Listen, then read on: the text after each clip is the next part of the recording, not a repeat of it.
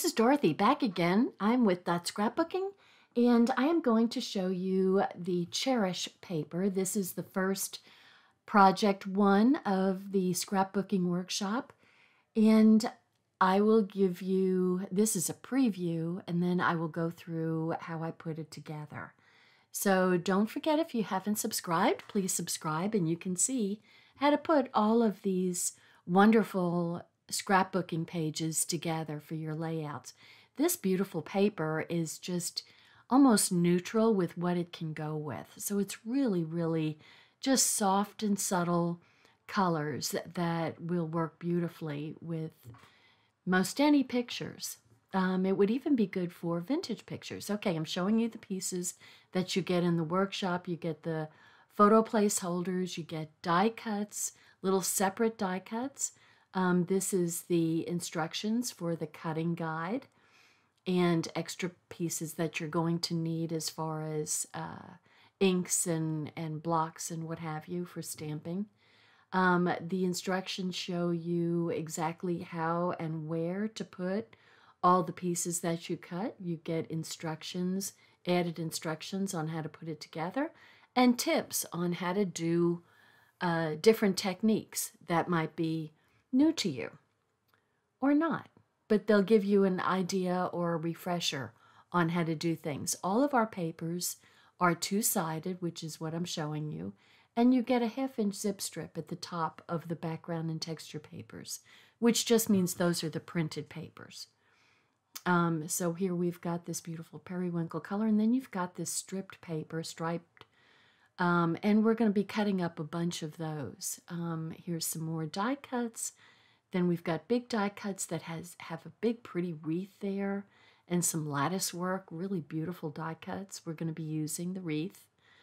And then this is a background that has that big circle that's going to get popped out and used on another background that's also background paper, as is that. And we are also given pieces of cardstock. Now this has got a French vanilla, a pewter, and 3 pieces of gorgeous periwinkle paper.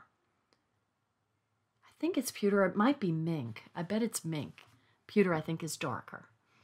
So, and then you get this wonderful sheet of stickers, and the stickers are very thick and aren't going to curl up on you. And we show you just exactly. So those stickers, we're going to add some texture paste too. So that's one of the added things. It's optional. You don't have to have it, but it just adds some dimension. And it kind of expands your technique horizons, which you want to do. You know, it's fun to do. It's good for your brain, and always adding dimension is a good thing to your projects, whether they're cards or layouts. So I'm going to use my mist, and I'm going to add, pretty simple, right? Just put a blob of it on the craft mat. And then I've got a little plastic spatula here that came with a little bundle of the texture paste.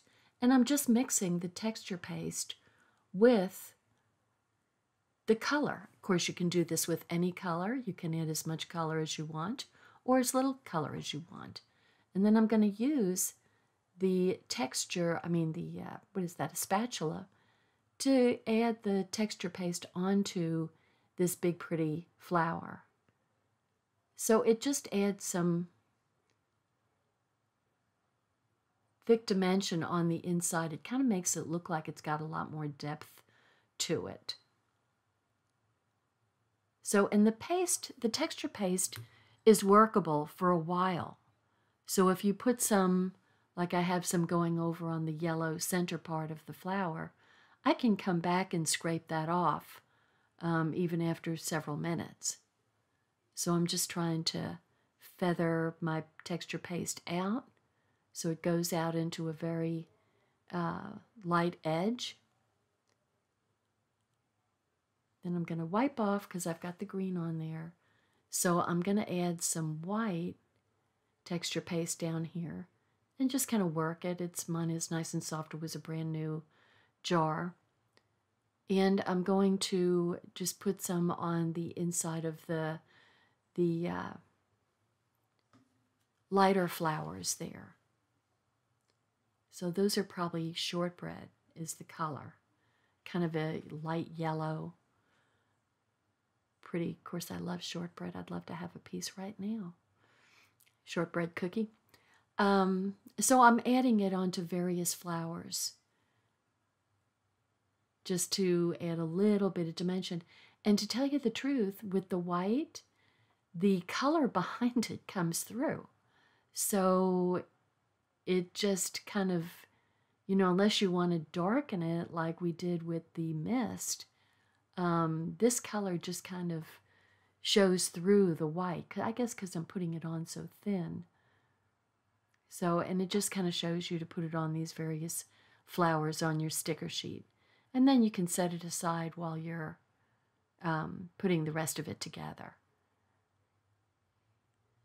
So like I said, the texture paste is workable for a while, and you can actually kind of work it a little while after you've put it on there. So I'm just kind of thinning it out a little bit, just feathering it out a little bit, and scraping the excess away from where I went over into the yellow.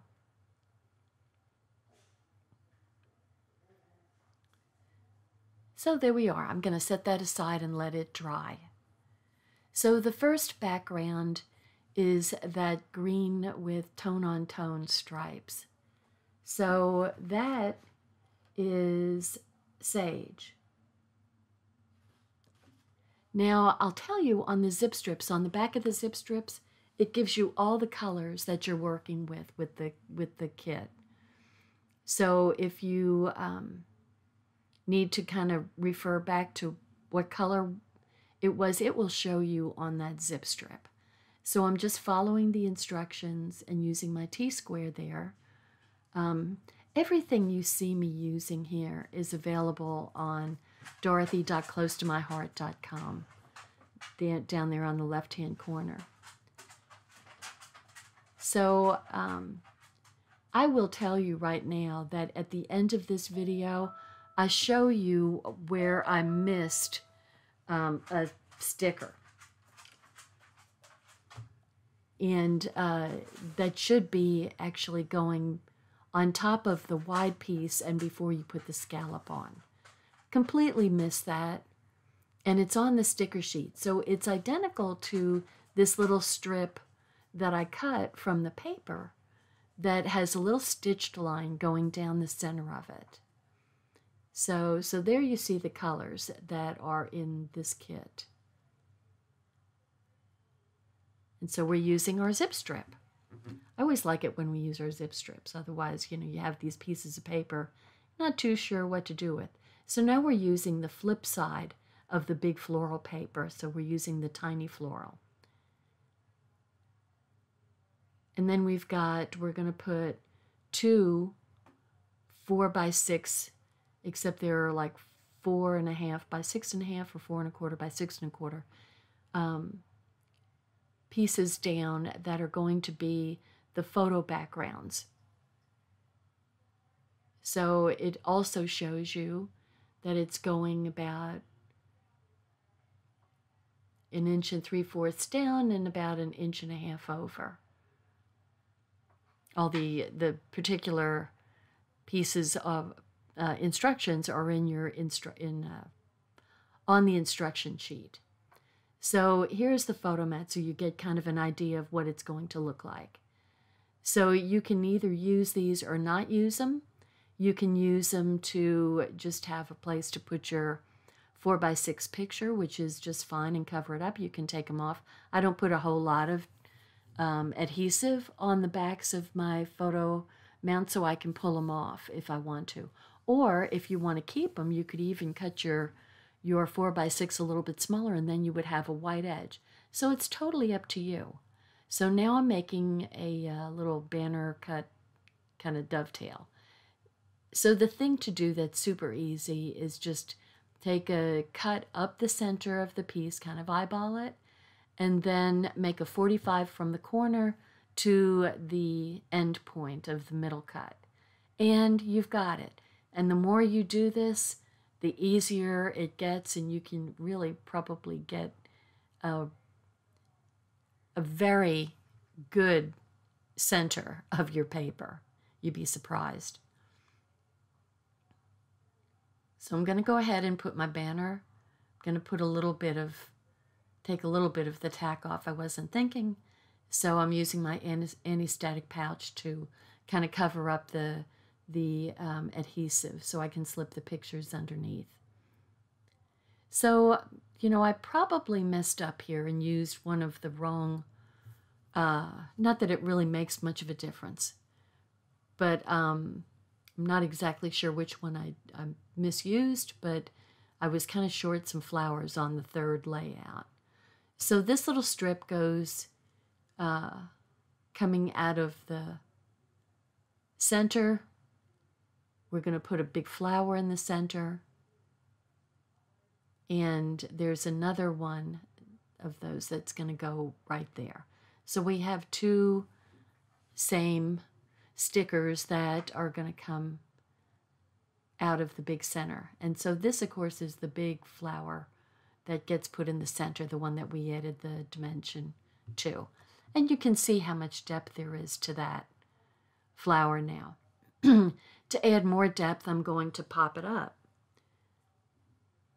And I've got some of my handy-dandy square cut pieces that are with the shaker windows. So I love these pieces.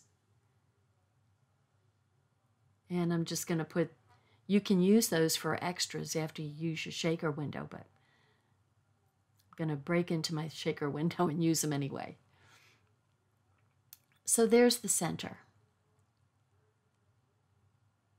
And this is where you start looking for, okay, where do those pieces go? And those are some of the die cuts. Those are particularly thick ones. These are our cardstock die cuts. And super cute. I'm just going to go ahead and add a little adhesive to it. Be careful because they're thin. There's some real thin stems there. And that is going to come out from behind my big flower. So I'm thinking that's one of these. Excuse me. So I'm going to take the one and cut it up and kind of put it down there. This may be from a different die cut sheet, but that's okay. Okay, we've got another one of these strips that's going to go there. I just love these colors together. The sage and the periwinkle. I mean, they're just so, have just a softness to them. And you can see, I mean, I've got a picture of my grandmother's. When I see flowers like this on that middle piece with the periwinkle background that's almost a gray blue, it reminds me of a picture of my grandmother's wallpaper. And I'm talking from, you know, from the 50s. And it just reminds me of that. So I think that vintage pictures could easily, with the kind of scallopy, lacy look, could easily be used with these beautiful colors. Okay, so that sort of finished page 1. Now we're going to go to the right-hand page. And very similar. So you want to make sure that this gets lined up the same way because it's going to be one continuous look from one page to the next. You know, and if you have any extra paper coming off at the edge, then you can just trim that off either with your paper trimmer or a scissor. Just flip it over on the back side and you can see exactly how much needs to be cut off. So not a problem. Don't fret over, you know, the one piece being longer than another. So we're going to go ahead and put the, I'm putting the zip strip down, but really the other little piece needs to go in there first. Except it's not in my stash. Somehow it got left out.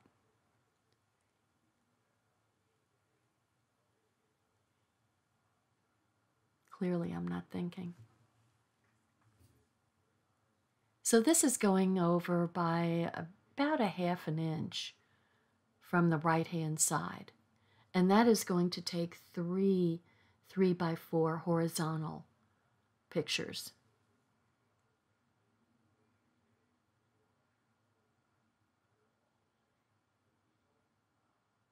I have to go find the other strip that's supposed to go there. I guess I'll figure that out at some point. So here are some French vanilla pieces that were cut also off camera. And they're only slightly bigger than these 3x4 photo placeholders. And so they're only going to show about 1/8 of an inch, if even that, around your photo. So just a very tiny hint of the French vanilla, the off-white, whatever you want to call it. So I like to put, you know, one at the, when you have 3, put one at the top, one at the bottom, and then center the middle guy. It's a much easier way of doing things, so you can kind of split the difference. And then this is a journaling. Quite a long journaling piece. And so I'm going to make my own lines. So I'm using the fact that my T-square is clear, and I can put it 3/8 of an inch up from the bottom, and then just make, you know, see, I'm using the little lines with the squares, and you just kind of go up every 3/8 of an inch. That's 3 of those long lines. So it just makes making a journaling, making lines, straight lines, and parallel lines so bloomin' easy.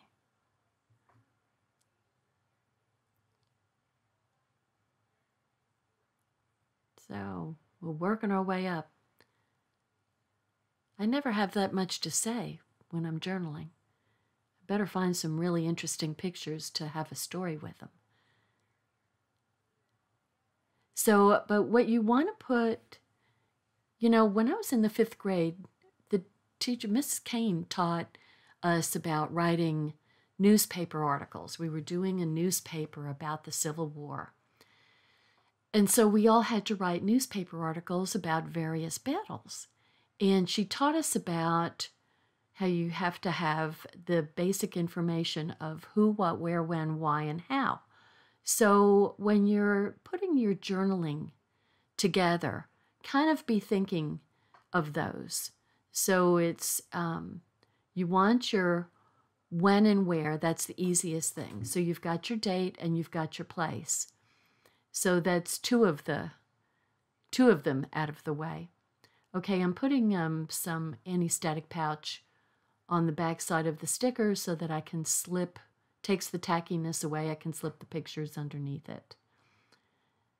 So you've got where and when out of the way, and so you just need who and what and why. So that's just an easy thing to remember: who, what, where, when, why, and how. Did I put how in there? Anyway, that's what you want to put in your journaling to add kind of your, you know, hit up all the topics and include how, you know, the people's names that are in the pictures so that you can remember and how they relate to each other. So that's, you know, that's a very important thing. You know, 15 years from now, are you going to be able to remember that? Or better yet, if somebody's reading your scrapbook, if your grandchildren are reading your scrapbook, they're not going to know those names. So they want to know how did they relate to Grandma and Grandpa? Anyway, putting a little heart down here. Bring a little of the periwinkle up to the top, and it kind of makes the sage greenery stick out a little bit more. So I'm missing one of my 3x3s. So there we go. I found it. And putting that one in place.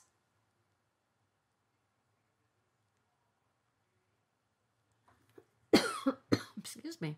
So we've got 3x3s, 2 3x3s, and 3 3x4s, and 2 4x6s. So there we go. That's the final product. But I have my detail, so that's a technique if you haven't done that before. Using texture paste and coloring your texture paste. So I just wanted to add one detail because I missed it.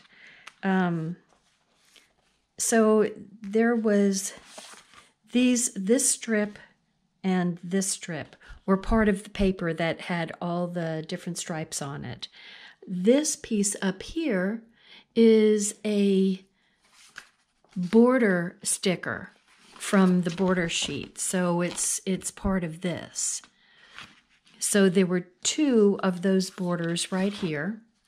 And I was able to pull up, because I missed putting it on originally, I was able to pull up these 2 pieces and put it under there. So that is, it goes right on top of this paper, and in between, then you'll put this on, and then you'll put the scallop on.